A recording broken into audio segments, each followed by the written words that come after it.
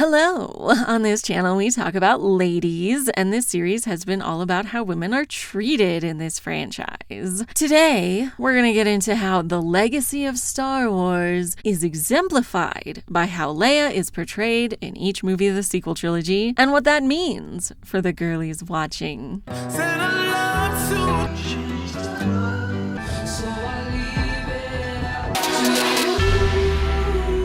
In Heretics, G.K. Chesterton said that a good novel tells us the truth about its hero, but a bad novel tells us the truth about its author. George Lucas's two trilogies were ambitious technical feats that may not have always hit the mark. The dialogue, the direction, even the commitment to the technology have all been criticized over the years, sometimes correctly. But what Star Wars has always been is more than the sum of its parts. Sure, you can take it apart and find the flaws, but why would you when the whole has such emotional resonance? George made a movie that he wanted to see, not a movie that he thought the public would want to see. I think that Star Wars is great because it can be taken on a lot of different levels. It can be taken very seriously, and it can be taken very lightly, too. I know I've spent much of this series mocking folks who are too fixated on aspirational hero Luke Skywalker.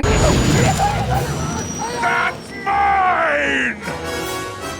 Mainly because they are kind of missing the point of the whole thing. But why must you confront him? Because there is good in him. I felt it. However, I certainly understand why this story has stood the test of time. Why Star Wars, out of all of the ambitious science fiction of the 70s and 80s, still has appeal to everyone. The Phantom Menace opens at midnight. Place in the Star Wars line. People started lining up over a month ago. All right, get out your lightsabers. You just may have noticed that Star Wars, the latest episode, opens nationally at midnight tonight. The hype surrounding this movie has been overwhelming. Now the question is, will it deliver? They're about to open the doors here in just a few minutes, and people are revved up. 2.2. Because it is a solid, character-driven story, where Lucas had things he wanted to express through his art. What appealed to me was that George Lucas, who wrote it and also directed it, didn't want a damsel in distress, didn't want your stereotypical princess, you know. He wanted a fighter. He wanted someone who was independent. And that's what appealed to me about that part, yeah. It's a really cool role model for girls. It's really exciting to see someone who's young and smart and uses her female characteristics to help her be a good leader, you know. His opinions on mythology, politics, generational expectations, etc. And he admittedly did not always do so perfectly, but that kind of adds to the charm.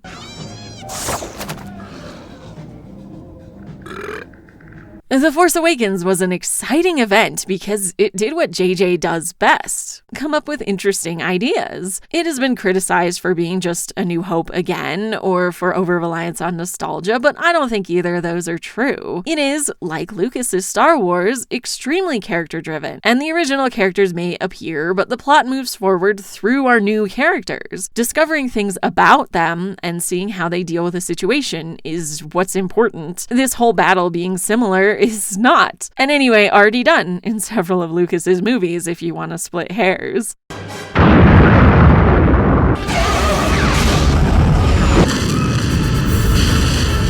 For Leia, The Force Awakens was a great way to bring us up to speed with a beloved and iconic character. She's moved up in the world in terms of her role in the galaxy. The general, to me, she's royalty. While her family drama ensures she continues to be the Leia we've always known, whose wants and needs matter to the story. You think I want to forget him? I want him back. Then The Last Jedi was a fantastic sequel to The Force Awakens and the previous 6 movies, where Rian Johnson showed how well he understood Lucas's work by emphasizing the character-driven aspect of the story. I need someone to show me my place in all this. The backlash to it largely comes from people who just decided what set pieces or plot points would look cool, rather than taking into account what our new characters are like and how they would act after the events of The Force Awakens. I'm just here to get Rey. People are counting on us. The galaxy is counting on us. But this fleet is doomed, and if my friend comes back to it, she's doomed too. You're a selfish traitor. You need a teacher!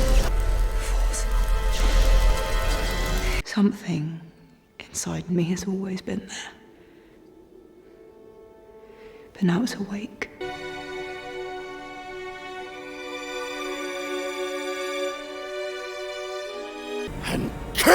his true enemy. What really makes it special is that it has things to say about how to react to failure. The greatest teacher failure is. She was more interested in protecting the light than she was seeming like a hero. Why would you stop me? I saved you. Tell me. We have everything we need. How to treat the next generation. I failed you, Ben. I'm sorry. How to become a leader. Skywalker's doing this so we can survive. And what it means to be a hero. Lifting locks. Come on. We have allies. Saving what we love. These echo what Lucas was always saying and add on to his ideas in a way that, frankly, gives a reason for this series to have continued after he left it. Do or do not. There is no try.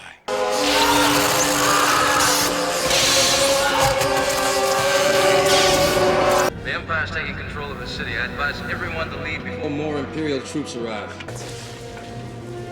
Give the evacuation code signal. I am a Jedi, like my father before me. There are unquestioned concepts in a story nearly 40 years old. What if we questioned them? In the same way that Empire Strikes Back questioned everything about A New Hope, this movie questions what came before.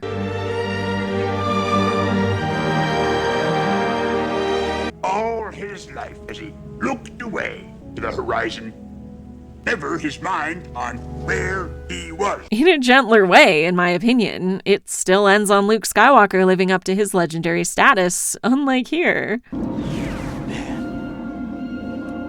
Why didn't you tell me? And it does wonderfully with Leia. Her legacy and impact is felt across all of these character arcs, as well as for the galaxy as a whole. More than Force Awakens, she really feels like the leader of this conflict. And cripple the weapon. Maybe the planet. We'll go in there. We'll hit that oscillator with everything we've got. They have defensive shields that our ships cannot penetrate. Can we jump to light speed? We have enough fuel resources for just one jump. Well, then do it. We gotta get out of here. Wait. That's impossible. Yes. And they've done it. While also showing us that she's learned some things since we last knew her. She has a beautiful reunion with her brother, and like an Empire, ends the movie with hope for her own personal future. Princess, we'll find Han. I promise. Chewie? No one's ever really gone. Which is unfortunately followed up by Rise of Skywalker. I've made a few videos about the things it unintentionally says. That a woman can only be important if she has a man's name. Rey Skywalker. That anyone not called by the Force is expendable. You? I never knew there were more. Deserters. All of us here were stormtroopers. That having a change of heart just isn't a big deal in the fight of good versus evil. So falls the last Skywalker. That racist pieces of shit whining online should get what they want. When? But I think the most damning thing is that it has nothing to say at all. This movie has the budget, the practical and digital effects, the best actors of their generations, things that never quite came together in Lucas's trilogies, while having no idea what to do with it. It is shockingly clear that J.J. Terrio and DLF as a whole have no motivation here besides making money. Not a single thought or opinion they're willing to put out there. And nowhere is this more obvious than with Leia. Tell me when you get back. She isn't shown to lead the resistance, let alone continue to teach us about what leadership means. She doesn't serve as a mentor or even suggest what using the Force might look like for someone who isn't a traditional Jedi. I will earn your brother's saber. One day. She has a sort of reconciliation with her son, but not in a way that tells us anything about generational wounds and healing.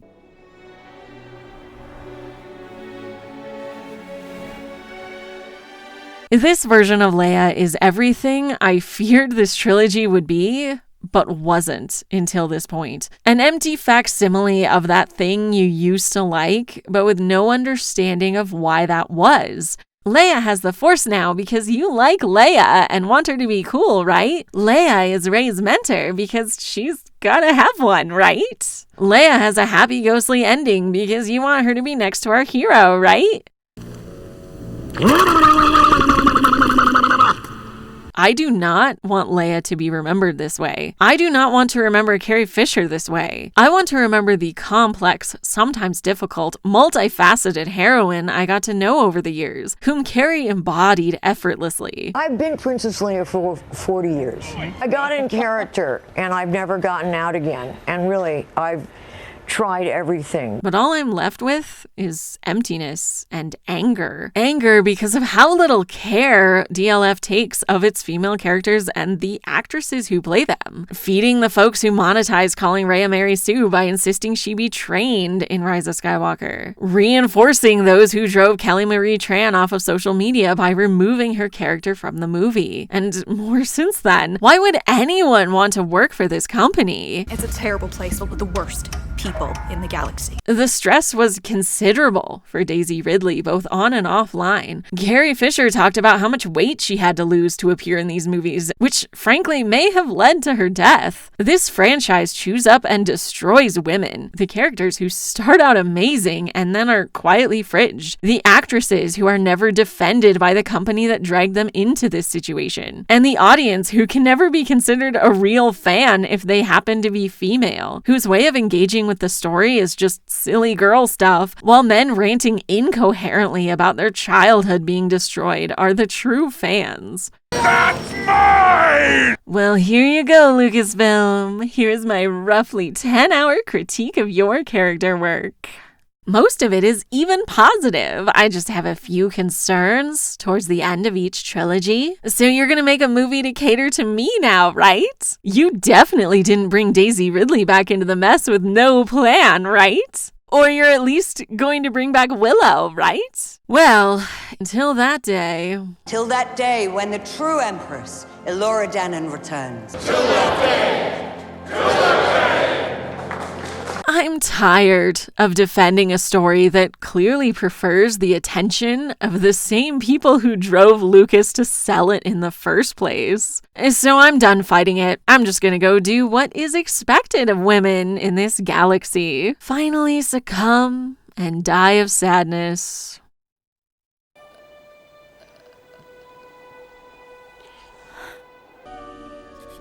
Medically, she's completely healthy. For reasons we can't explain, we are losing her. She's dying. We don't know why. She has lost the will to live. Thank you for listening to me talk extensively about Star Wars and how its ladies have been treated. I'm fine, but I won't be returning to this franchise, perhaps ever. So please join me this year for some new series. Please like, comment, subscribe, ring the bell, join my Patreon, buy me a coffee, all the things so you don't miss it. See you then.